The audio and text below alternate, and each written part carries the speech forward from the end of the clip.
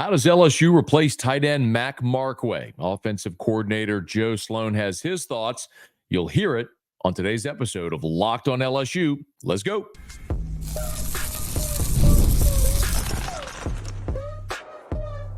You are Locked on LSU, your daily podcast on the LSU Tigers. Part of the Locked on Podcast Network, your team every day. Okay, let's get it. It is Locked on LSU, your team every day. I'm your host, Matt Moscona. Thanks for making us your first listen every day. We are free, available wherever you get great podcasts. So please subscribe on your favorite podcast app and on YouTube. Smash that like button, hit the bell so you're notified whenever we go live. Today's episode brought to you by Game Time. Download the Game Time app, create an account, use the code LOCKEDONCOLLEGE for $20 off your first purchase. Terms apply. Glad to have you aboard with us here. LSU missed on a 5-star wide receiver prospect. Where do they go next? We'll talk about that. Joe Sloan, LSU's offensive coordinator, met with reporters after practice number 6 on Wednesday. I was there. I'll let you know the high points, and you will hear what Joe Sloan had to say coming up here shortly. But let us begin, as we do here during fall camp, with your practice report. So Tigers were outdoors on the practice field on the Ponderosa at the Charles McClendon practice facility. Media got about an hour and 15 minutes of viewing time. As Brian Kelly said, they're sort of ramping up, climatizing, as he said, for this team in 2024, more time each day outdoors. For what it's worth, a Thursday, an off day for LSU. They're back at it Friday, but no media availability. And then Saturday, a longer practice, media availability, and we speak to Blake Baker. So that's sort of the rest of how the week is going to shape up. But let's get into what happened on Wednesday. We only got to see one team period. There was a lot of special teams, and the Tigers keep improving on defense. Those were some of the big picture observations. And a couple of new offensive looks with Mac Markway no longer with the team. We did see the Tigers go with some 2 tight end sets. That certainly looks different than it would have just a couple of days ago. But let me start with the one team period we saw, which was a 7-on-7 period. And I like to watch these team periods because LSU goes good on good. There were some scout periods as well where the first offense was going against a scout team, just giving them a look. First defense going against a scout team, just giving them a look. And so I can sometimes decipher some personnel things, which I want to get to on defense. But when they go 7-on-7 or 11-on-11, you're seeing good on good. It's ones-on-ones. And this 7-on-7 period was ones-on-ones, and they were primarily working on third down. So 3rd and 2, 3rd and 10, 3rd and 10 from the 20. So situational third downs was sort of the crux of this period. And some of the highlights, Harold Perkins had a big pass breakup covering John Emery. Ashton Stamps had a big pass breakup against Mason Taylor on the sideline. J.K. Johnson came away with an interception. Now, the ball was, it should have been caught. It was dropped by the receiver, tipped, and then J.K. Johnson came up with the interception. Forgive me, I did not see what receiver it was, but that was a ball that Ricky Collins threw that was intercepted. That wasn't on the quarterback. It was a good ball. Aaron Anderson dropped a pass from A.J. Swan. So both A.J. Swan and Ricky Collins had receivers not do him any favors in that 7-on-7 drill. Great catch by C.J. Daniels coming over the middle where he just clearly beat Major Burns. And a nice catch by Chris Hilton beating double coverage over the middle. And if you look at what I just described, I gave you 6 plays. I gave you 2 really good plays by the defense. Harold Perkins and Ashton Stamps coming up with pass breakups. 2 really nice wins by receivers, C.J. Daniels and Chris Hilton. And 2 plays where one receiver had the DB beat, but he dropped it. And another play where the receiver let a ball go off his hands and was intercepted by the defense. The point is, what we're seeing right now is a lot of even. We're seeing a lot of offense wins a play, defense wins a play. Offense wins a series, defense wins a series. You're seeing something that feels very evenly matched right now. And it certainly was so in that 7-on-7 period. The other big period that we saw that I thought was worth mentioning was the pass catcher defensive back drill. And I've described this before, but effectively, you have a quarterback. There's no line. There's no safety. There's no coverage help. It's just the receiver's on the outside, and there's a defensive back guarding the receiver. And the receiver and the quarterback know the route. The defensive back is really at a disadvantage. And that was the drill a year ago where the LSU offense just completely embarrassed the defense. And it's been more competitive so far in fall camp, and it was again on Wednesday. I charted 25 reps. The offense won 14. The defense won 11. And similar to that 7-on-7 period, Kyron Lacey had a beautiful catch, high pointing a ball around the goal line against Ashton Stamps.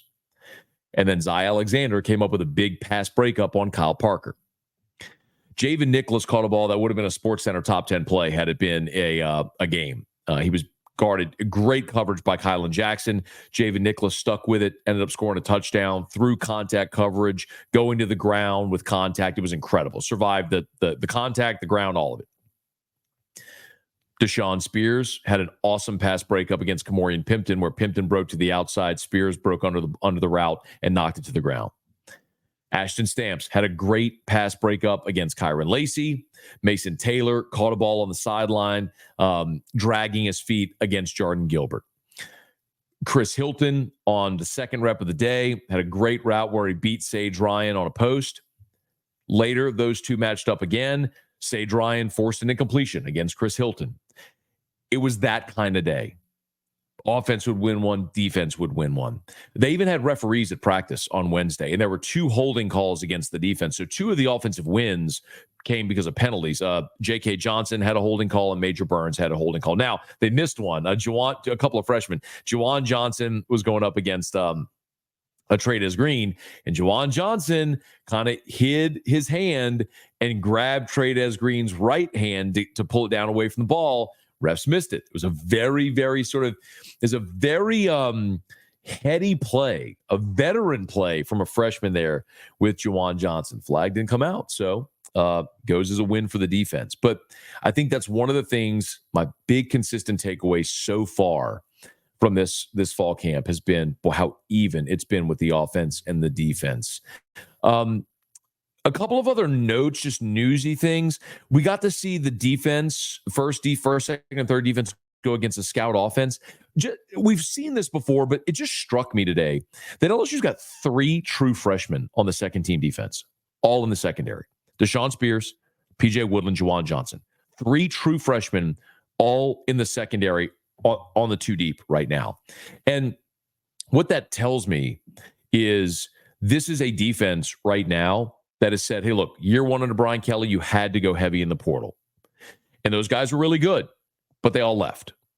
And then year 2, you did it again, and you missed on all of them. And so they're getting back to the point where, okay, you brought in Corey Raymond, and you got this class with Spears and Woodland and Johnson and Causey and all these freshmen that you really like a lot. It's time to start getting them experience, and that's what they're doing. Also, Javen Toviano and Zy Alexander ran third team. Toviano, of course, working his way back after being separated from the team, and Zy Alexander trying to get healthy again on that knee. When Zy Alexander feels good, I think he's going to work his way back in as one of the top cornerbacks on this team, but running third team right now. 2 other things that I'd like to touch on. One, some not so great moments for special teams, and then a really, truly great leadership moment for the best player on LSU's team. I want to get to that as we continue here. Locked on LSU, your team every day.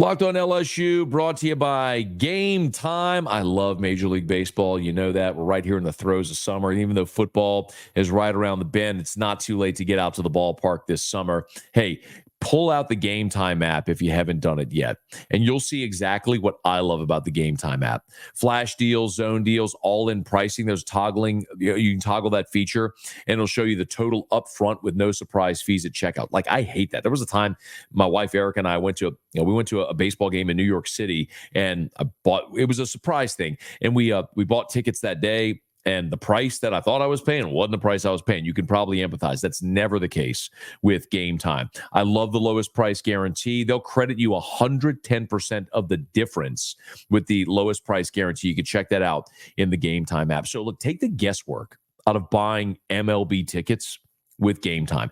Download the Game Time app, create an account, use the code LOCKEDONCollege for $20 off your first purchase. It's that easy. Terms apply. Again, create an account, redeem with the code LOCKEDONCollege, LOCKEDONCOLLEGE for $20 off. Download Game Time today. Last minute tickets, lowest prices, guaranteed. That's Game Time. As I wrap up the practice report, we got to see special teams pretty heavily, and there were two major things. Let me go three major things that stood out from special teams on Wednesday. One, as LSU's running their punt coverage, sometimes you can tell a coach's commitment to special teams based on who is on their special teams units. And when the first punt coverage team was out there, there were 4 defensive starters, including an All-American on the punt coverage team. Sage Ryan, Major Burns, Greg Penn, Harold Perkins. That's right. LSU has Harold Perkins on its first team covering punts. You can roll your eyes, say whatever you want at that, but that shows a commitment to being great. And I remember this very well. It's 2010, LSU was playing Ole Miss in Tiger Stadium, and Stephen Ridley scored a touchdown to put LSU ahead.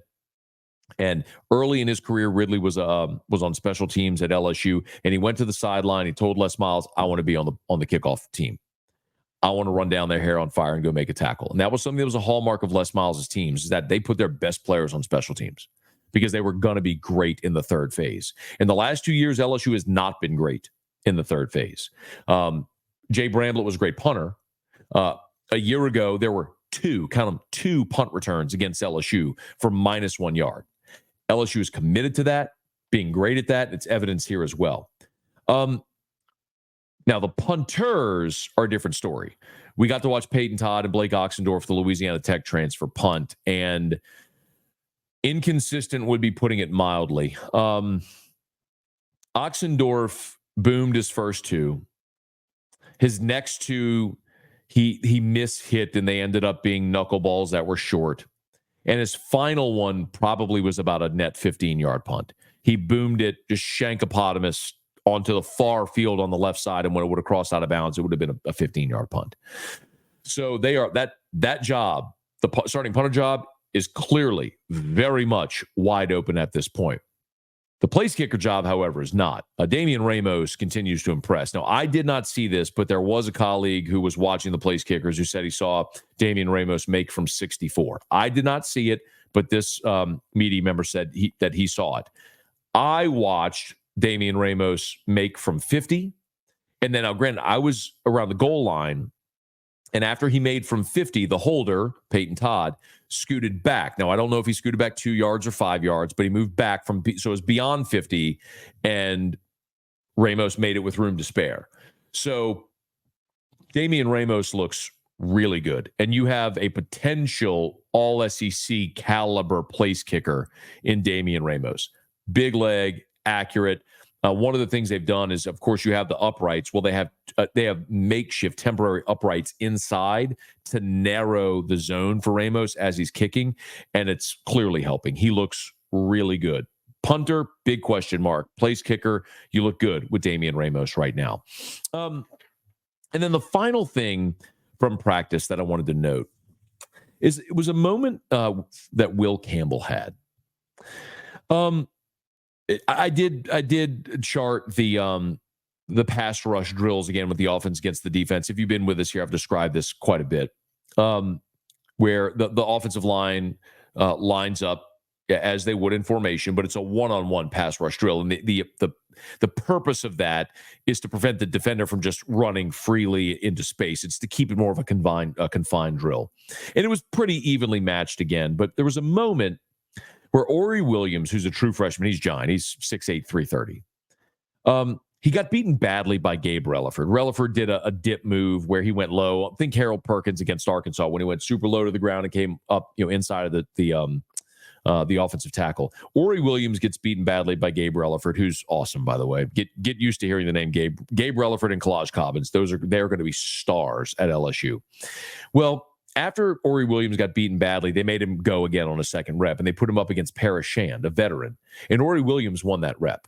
But that's not the significant part. What happened after that, Will Campbell, who might be the best player in college football, of any position, Will Campbell walked up to Ori Williams and said something to him. Now, it was so subtle and nondescript that you wouldn't have noticed it unless you were watching it. And I just happened to be standing right there. And Will Campbell is kind of known to be a guy that's not very vocal. He's not going to yell and scream. He leads by his play, leads by his example. And that was one of those moments where Ori Williams had a bad rep, then had a great rep. And Will Campbell went up and said something to him. And I don't know what it was. Maybe he said, hey, watch your left foot. Or maybe he said, way to bounce back. Whatever it was. But think about at any point in your life, if you played sports or anything, when you're the new guy and the established, unquestioned leader, best player, best teammate, best worker at your sales job, whatever it is, comes up to you and kind of like pat you on the helmet or just takes time to notice you. That's one of those moments where Will Campbell shows the type of leader he is on the team and the player-led, leadership that they have at LSU right now. I don't know that we're going to expect a lot out of Ori Williams as a freshman. Will Campbell's your left tackle. I've told you Tyree Adams looks really good right now, backing him up. But that's one of those moments where you might be able to ask Ori Williams about it in 3 years, and he'd probably remember it. Because it was something that was so subtle, but I noticed it. You better believe Ori Williams did as well. Great testament to Will Campbell and the teammate he is, and certainly the player. By the way, I could go look at my notes, and maybe one day I will just for fun. I don't know that Will Campbell has ever lost a rep in that drill. And when I say ever, I mean ever, which is just silly to actually think about, like never losing a rep. But it's kind of how dominant Will Campbell has been. His dominance is so overwhelming, it's almost mundane, but he is awesome. And I'm really looking forward to watching Will Campbell play this season.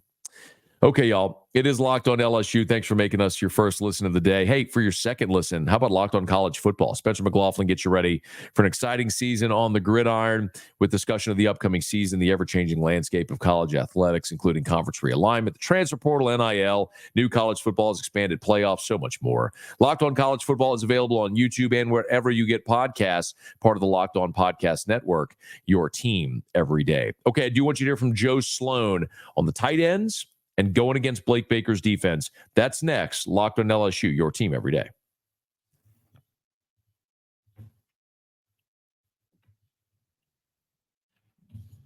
So after practice on Wednesday, we had a chance to visit with LSU offensive coordinator Joe Sloan. And I was lucky enough to get the first question. I wanted to ask him about tight ends because Mac Markway is no longer there. And we're all very excited about Kamorian Pimpton. We're all excited about Trey'Dez Green. But Mac Markway has a different kind of skill set. He is your prototypical tight end. He's the guy that can put his hand in the dirt and block. Also an athletic, talented, pass-catching tight end. He's the prototype. Pimpton and Green are more flex tight end receivers. So after Mason Taylor, who's your blocking tight end? Who's your prototype tight end? So I asked Joe Sloan to assess that tight end room and how they go about replacing the skill set from Mac Markway now that he's no longer there. We have an unbelievable group in that room. Coach Nagel's doing a great job with those guys. The improvement that Mason Taylor's made going in from his second year to his third year this offseason and watching his progression in his route running, really doing an unbelievable job with his base. And then as you watch the growth of Kamorian Pimpton and the growth of Trey'Dez Green already, and we got other guys in that room, right? Giovanni Peterson, who's been on this program now for a couple years and just continuing to work with our process and get better, and make improvements. That group is one of the most exciting groups on our football team. So I can't say enough about where we're going with that room and how those guys are working together, how they're pushing each other. And we've seen a lot of growth in the first 6 practices. I expect to see the same thing over the next several. I'm so glad Joe Sloan mentioned Giovanni Peterson. And you may not know that name, and that's fine. He wears number 45. He's from Colorado, former walk-on. He's been in the program now for 3 years. But I want to remind you, in Brian Kelly's first year, when they needed a big-bodied, affixed tight end, Nick Storrs, the former LSU baseball pitcher, is who they turned to. Last year, they went and got Connor Gilbreth out of junior college, who was a guy that projected as an offensive tackle, just needed to get bigger. Not a big receiving threat, but a big body that they could use in blocking situations. And Giovanni Peterson is 6'3", 250. He fits the mold. He fits the bill and build of that. So don't be surprised. I'm not telling you it's going to happen, but don't be surprised if you see 45 on the field in some 2 tight end sets as a blocking tight end this year. We did see on Wednesday, however, a 2 tight end set with Mason Taylor and Kamorian Pimpton. Can you imagine a 3 tight end set with Taylor, Pimpton, and Trey'Dez Green, maybe around the goal line? You can understand why Joe Sloan said it's one of the most exciting groups on the entire team. The other thing that I thought was really interesting from Sloan, he was asked about Blake Baker's defense and how that defense is coming along. And, sometimes whenever we go to practice, we don't know exactly what we're seeing because we don't know what they're trying to accomplish. We don't know what play was called. We don't know who the target was, what the coverage was. We don't know exactly what they're trying to achieve, but you can see certain things and draw conclusions. And one of the things that I've told you here pretty routinely is that I think this defense, while they're not great and they're not there yet, and if you heard the previous episode, Brian Kelly effectively said the same thing. We played that soundbite for you. Go check it out if you missed it. But that's been my contention is I'm not telling you this defense is great, but they're winning. They're winning more than they did a year ago. And I don't think it's because LSU's offense has regressed. I think LSU's offense has tons of talent. I think you're seeing a defense that's playing fast and physical and aggressive, more confident. They're better coached. And some of those guys are just better now than they were a year ago. And so they're winning some. And Joe Sloan was asked about the challenge of going against Blake Baker's defense, and he kind of steered you down that road. The thing is, when we're out at practice, the better we play and the more things that we give our defense to defend, right, and vice versa, the better, right, the whole team rises, right? And that's what we want. We want that level of competition every day at practice, right, where we're all pushing each other to get better. I think Blake's package is challenging in so many different ways. There's pressure looks from all over the place, but yet they can play a base defense, right? And they can challenge the line of scrimmage and get vertical. They got a lot of different coverage things in the back end. He makes it simple for our guys. So I think that what that allows is everything that he asks them to do, they can be physical, they can be violent, they can be aggressive, they can run to the football. And I think you're seeing that, right? And you're seeing that swagger, right, start to really show. And it's been fun. It's been fun, right? And it's challenging, right? And we go out, and all of a sudden, hey, we win one, right? Hey, you know what? They win one. But we're just going to stick to our process, right, and keep challenging each other and keep raising the level of play. But it's definitely been exciting to watch and been challenging for our guys to have to pick up all the different things. We win one. They win one. It's one thing for me to say it standing on the sideline 40 yards away trying to guess at what I'm seeing. It's another when in consecutive days the head coach and the offensive coordinator say the same thing. That defense is getting better, y'all. Again, I'm not telling you they're great, but I'm telling you they're better than they were a year ago. It's obvious when you watch them play. And they'll, over the next 3 weeks, hopefully continue to keep getting better and better. Before we put a button on this episode, some disappointing news, but not altogether unexpected. 5-star wide receiver Khalil Lockett on Wednesday picked Texas. LSU had a hat on the table. Texas, Bama, Texas A&M, LSU were among the finalists. But Khalil Lockett out of Texas decided to stay home, commit to the in-state Longhorns. Always a bummer. Not only necessarily when you lose a guy, but when you lose a guy in conference. But, it was expected Lockett was going to pick Texas. For LSU, it just continues this trend of taking some big-time swings in this recruiting cycle.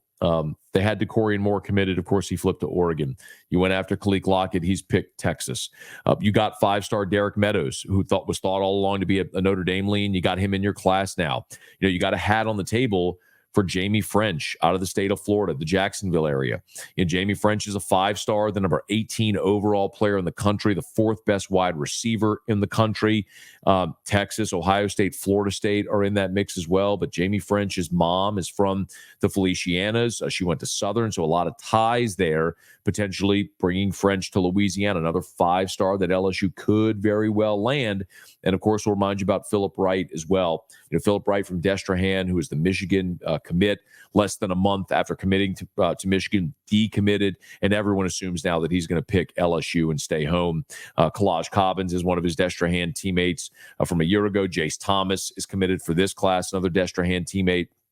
I mean, that place has been a great pipeline for LSU. Justin Jefferson, and I could start naming players, but we'd be here for a long time. So Philip Wright's a guy that we're fully expecting ultimately will land in the LSU class, maybe Jamie French as well. But LSU never had a shortage of talent at wide receiver and looking to add a few more, but they miss on Khalil Lockett, who picks the University of Texas. Okay, y'all. Thanks for making Locked on LSU your first listen. Now go check out Locked on College Football. From NIL deals to the never-ending conference realignment rumors, Spencer McLaughlin gets you ready for an exciting season on the gridiron. You can find the link to Locked On College Football in the description, so you don't need to search for it. It's part of the Locked On Podcast Network, your team every day. Hey, so excited to be here with you. I'll remind you, if you missed it at the beginning, LSU off on Thursday, so no practice. They'll be back on the practice field Friday, but no media availability. The next time we see the guys will be Saturday, and then we'll talk to Blake Baker afterwards. So really looking forward to some weekend episodes as well to catch up with what's going on out at LSU. Hey, if you're new, subscribe up on your favorite podcast app. Rate us, leave a review. If you're there on YouTube, please smash that like button, subscribe to the channel, and hit the bell so you're notified whenever we post a new video. Until next time, it is Locked on LSU, your team every day.